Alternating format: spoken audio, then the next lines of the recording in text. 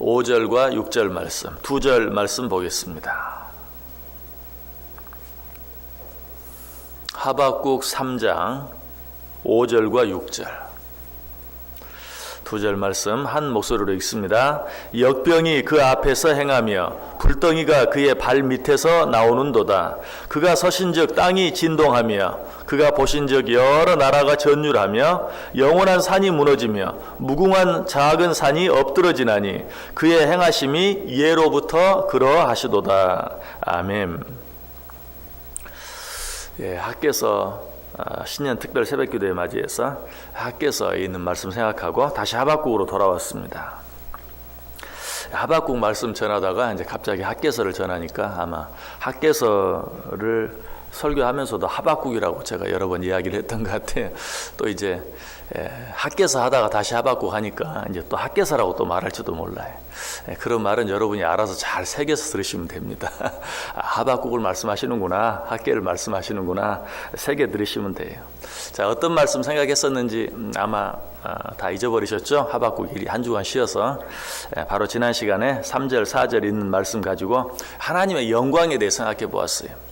하나님의 영광은 하늘을 덮고 온 세계에 가득 찰 정도로 크고 놀라운 것이다. 그러나 하나님께서는 그 영광을 항상 다 드러내시는 것이 아니라 감추신다. 하나님의 영광을 감추실 때도 있다. 자, 3절 4절 다시 한번 보세요. 하나님이 대만에서부터 오시며 거룩한 자가 바란산에서부터 오시는도다. 셀라. 그의 영광이 하늘을 덮었고 그의 찬송이 세계에 가득하도다. 그의 광명이 햇빛 같고 광선이 그의 손에서 나오니 그의 권능이 그 속에 감추어졌도다. 이처럼 하나님의 영광은 하늘을 덮었고 그의 찬송이 세계에 가득해요. 뿐만 아니라 그의 광명이 햇빛 같고 광선이 그의 손에서 나와요. 그러나 그 영광, 그 권능이 다 드러난 것이 아니고 그 속에 감추어졌다. 왜 그런다고 그랬어요? 하나님의 영광을 다 드러내시면 좋을 텐데 왜 그 영광을 다 드러내지 아니하고 감추시는가? 그것은 죄와 어두움 가운데 있는 우리들을 보호하시기 위해서 그렇다. 그 하나님의 영광 앞에 거룩하지 못한 자들이 다 드러나게 되면 살 수가 없어요.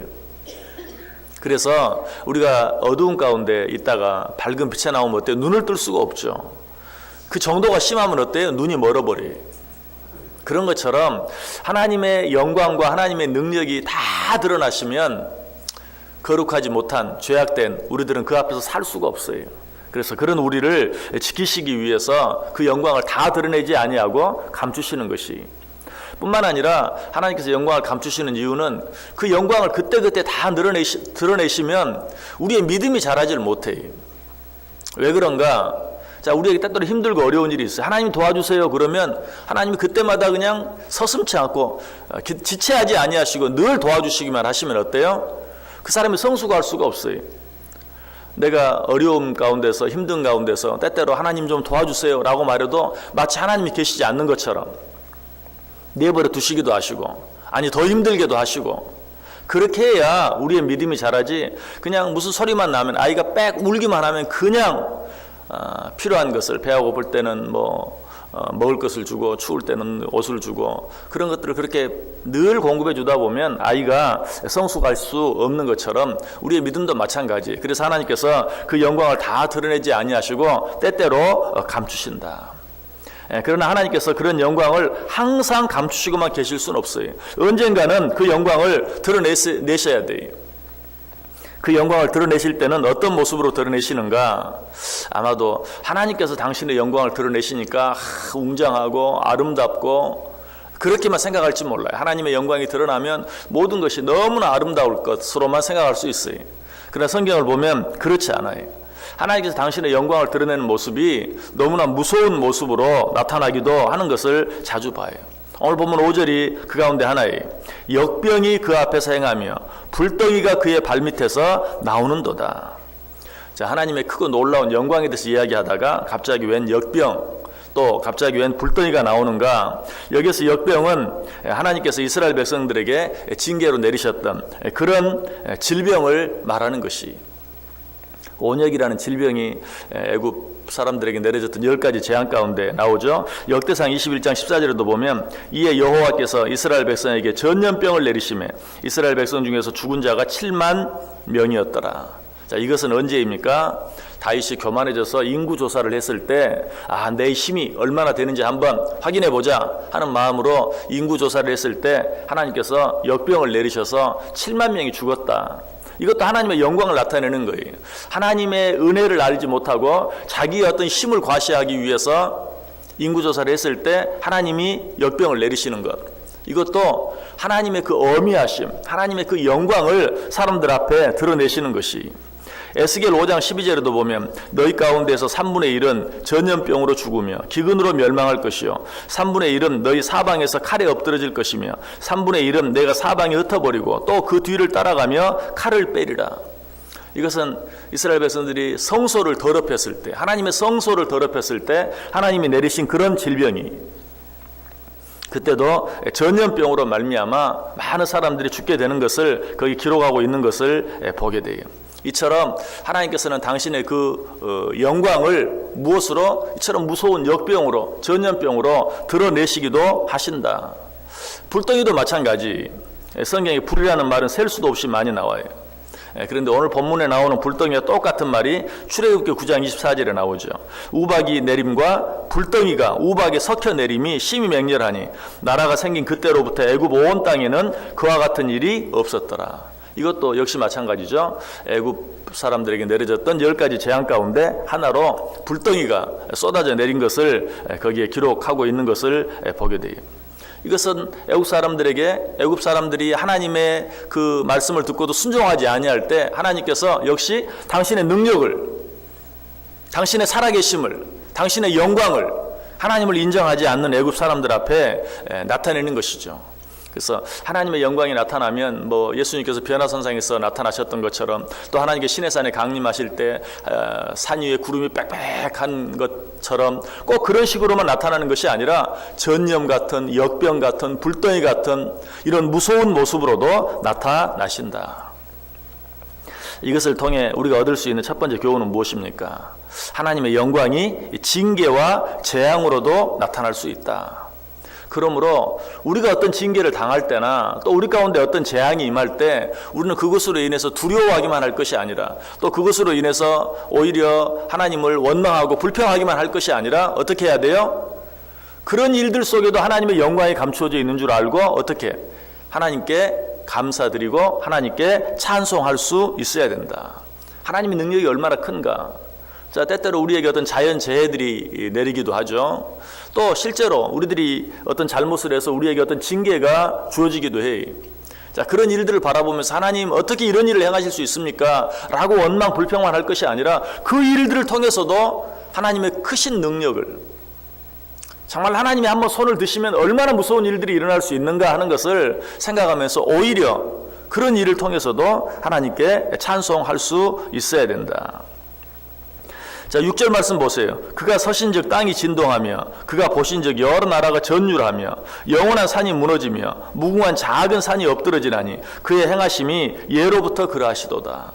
5절 말씀에 이어서 6절 말씀에도 하나님의 영광이 드러나게 될 때 온 땅이 진동하고 온 땅이 전율한다 라고 이야기하고 있는 것을 보게 돼요. 성경에도 보면 하나님께서 나타나실 때, 하나님이 강림하실 때, 하나님의 당신의 영광을 드러내실 때 막 땅이 진동하는 모습들은 성경에 여러 번 나와 있어요. 사무엘하 22장 8절에도 이에 땅이 진동하고 떨며 하늘의 기초가 요동하고 흔들렸으니 그의 진노로 말미암음이니라. 이사야 5장 25절에도 그러므로 여호와께서 자기 백성에게 노를 발하시고 그들 위에 손을 들어 그들을 치신지라 산들은 진동하며 그들의 시체는 거리 가운데 분토같이 되었도다. 하나님이 진노하실 때 온 땅이 진동하는 모습이 거기 또 한 번 나오고 있죠. 이처럼 하나님이 진노하실 때 땅이나 산이 진동하는 현상이 자주 나타난다. 자, 이런 사실을 통해서 우리가 얻을 수 있는 또 한 가지 교훈은 무엇입니까? 하나님은 당신의 영광을, 하나님은 당신의 능력을 진노로 나타내실 수도 있다라는 것이. 역병이나 어떤 질병과 같은 징계로 나타날 때도 있고, 또 진노하심으로 당신의 영광을, 당신의 진노를 드러내실 때도 있다. 시편 90편 11절에 누가 주의 노여움의 능력을 알며 누가 주의 진노의 두려움을 알리까. 자, 그렇다면 하나님께서 진노하심으로 당신의 영광을 드러낼 때는 우리는 어떻게 해야 될까요? 그의 긍휼하심을 구할 수 있어야 돼요. 하나님이 진노로 당신의 영광을 드러내실 때 하나님의 자비하심과 하나님의 긍휼하심을 구할 수 있어야 된다. 욥기 14장 13절에 보면 주는 나를 수월에 감추시며 주의 진노를 돌이키실 때까지 나를 숨기시고 나를 위하여 규례를 정하시고 나를 기억하옵소서. 주의 진노를 돌이키실 때까지 나를 숨기시옵소서 라고 하나님의 긍휼하심을 구하고 있는 것을 보아요. 하박국 선지자도 하박국 3장 2절에서 그렇게 했던 것을 우리가 보았죠.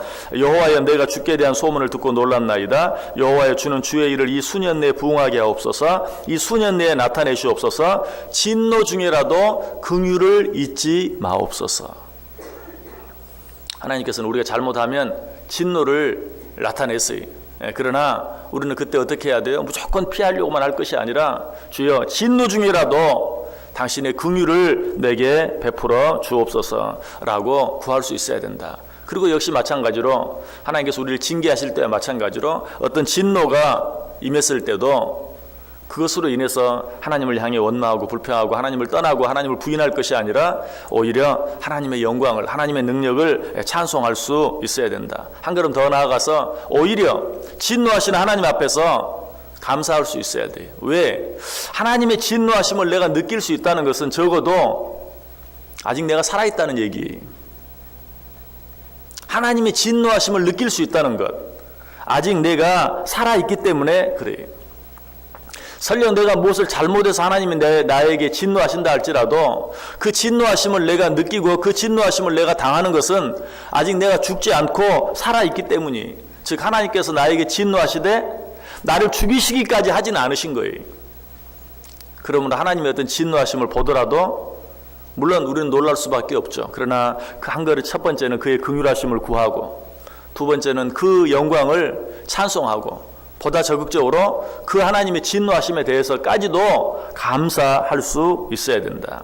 시편 78편 38절에 보면 그런 모습이 나와요. 오직 하나님은 긍휼하심으로 죄악을 덮어주시며 멸망시키지 아니하시고 그의 진노를 여러 번 돌이키시며 그의 모든 분을 다 쏟아내지는 않으셨다.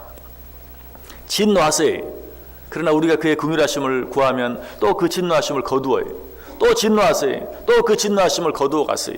이처럼 하나님께서 우리에게 진노하시되 여러 번 그 진노를 거두어 가셨고 돌이키셨고, 뿐만 아니라 그 하나님께서 우리에게 분을 쏟아 놓으시되 그 분을 다 쏟진 않으셨다. 우리가 죽을 만큼은 하지 않으셨다.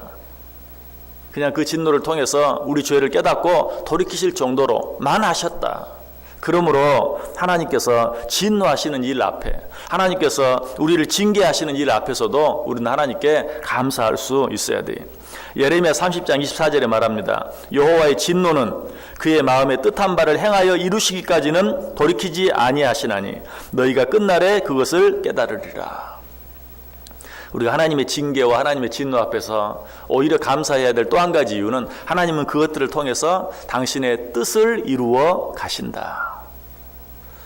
사실 우리가 여러 가지 살아가면서, 특별히 말세가 가까우면서 성경 분명히 예언하고 있죠. 여러 가지 많은 자연재해들이 있을 것이다. 처처에 기근이 있고 전쟁이 있고 여러 가지 많은 일들이 있을 것이다. 우리가 그런 일들을 봅니다. 그 모든 일들이 뭐예요? 하나님의 뜻을 이루어가는 과정이. 그러므로 우리는 그런 일들 앞에서 한 번 더 엎드려 하나님께 기도하면서 하나님의 자비하심과 긍휼하심을 구하면서 하나님께서는 이런 방법들을 통해서까지라도 당신의 뜻을 이루어 가고 계시는 것을 생각하며 하나님을 찬송하고 하나님께 감사할 수 있어야 된다는 것이. 말씀을 마치겠습니다. 하나님께서는 당신의 영광을 징계와 징벌로 혹은 진노하심으로 드러내기도 하세요. 왜 그렇게 하신다고요? 당신의 뜻을 이루어 가시기 위해서. 그러나 보다 놀라운 사실은 우리를 사랑하시기 때문에 그렇게 하신다. 왜 당신의 영광을 징계로, 진노로 우리에게 나타내시는가? 우리를 사랑하시기 때문에. 왜 부모가 자녀를 향해서 매를 드는가? 자녀를 사랑하기 때문에. 마찬가지 하나님께서 왜 당신의 그 거룩한 영광을 징계로 진노로 나타내시는가? 우리를 너무나 사랑하시기 때문에 그래요. 히브리서 12장 6절 이하에 분명히 말합니다. 주께서 그 사랑하시는 자를 징계하시고 그가 받아들이시는 아들마다 채찍질하심이라 하였으니 너희가 참음은 징계를 받기 위함이라. 하나님의 아들과 같이 너희를 대우하시나니 어찌 아버지가 징계하지 않는 아들이 있으리요. 징계는 다 받는 것이거늘 너희에게 없으면 사생자요 친아들이 아니니라. 하나님이 왜 진노로, 하나님이 왜 징계로 당신의 영광을 드러내서요? 우리를 사랑하시기 때문에. 그러므로 우리에게 어떤 징계가 있든지 우리에게 어떤 진노하심이 있든지 우리는 그것 때문에 실망하면 안 돼요. 낙심하면 안 돼요. 그래서 방금 하나님이 그 사랑하시는 아들마다 징계한다 그 말씀하시기 전에 먼저 히브리서 12장 5절에서 내 아들아 주의 징계하심을 경히 여기지 말며 그에게 꾸지람을 받을 때에 낙심하지 말라. 어떤 하나님의 징계가 있습니까? 어떤 하나님의 진노가 있습니까? 낙심하지 마세요. 실망하지 마세요. 그리고 보다 적극적으로 신명기 8장 5절 6절에 있는 것처럼 너는 사람이 그 아들을 징계함 같이 내 하나님 여호와께서 너를 징계하시는 줄 알고 내 하나님 여호와의 명령을 지켜 그의 길을 따라가며 그를 경외할지어다. 하나님이 진노로 징계로 당신의 영광을 나타내실 때 우리는 어때요? 더욱 주의 말씀에 귀를 기울이고 그 말씀대로 순종하는 삶을 살아가기만 하면 돼요. 그래도 하나님의 이 진노와 징계하심이 싫습니까? 어떤 징계와 진노를 통해서 우리를 징계하시는 것을 여러분 원치 않으세요? 그럼 어떻게 하면 됩니까? 세상 말로, 인간이 하는 말로 좋은 말로 할 때 하면 들으면 되는 거예요. 좋은 말로 할 때 들으면 돼요. 오늘 이 시간은 어떤 시간입니까? 좋은 말로 하나님 우리에게 말씀하시는 시간이에요. 성경을 통해서 말씀을 통해서 설교를 통해서 좋은 말로 우리에게 말씀하세요. 사실 하나님께서 우리에게 주시는 말씀들을 정말 하나님의 말씀으로 100% 받고 100% 순종할 수만 있다면 하나님이 징계로 진노로 당신을 드러내실 필요가 없어요. 징계로 진노로 당신의 영광을 나타내실 필요가 없어요. 그렇게 하시는 이유는 우리가 하나님께서 좋은 말로 말씀하실 때 다 듣지 못하기 때문에 그래요. 좋은 말은 하나님의 말씀으로 받아들이지 못하고 한 귀로 듣고 한 귀로 흘려버릴 때가 너무 많기 때문에 그래요. 하나님께서 말씀하실 때 그 말씀을 듣고 순종하는, 특별히 새벽마다 하나님 앞에 나와서 하나님께 예배하며 하나님의 말씀을 듣는 여러분은 늘 말씀드리죠. 더도 말고 덜도 말고 오늘 하루 이 하나님의 말씀 앞에서 이 하나님의 말씀 붙잡고 살아가기만 하면, 그렇게 하루하루 우리 일평생을 살아간다면 하나님이 굳이 구태여 우리를 징계하시거나 우리 앞에서 진노로 당신의 영광을 드러내실 필요가 없는 것이, 부디 하나님의 말씀 앞에 늘 순종하는 삶을 통해서 할 수 있다면 하나님의 징계하심과 진노하심을 피할 수 있는 삶.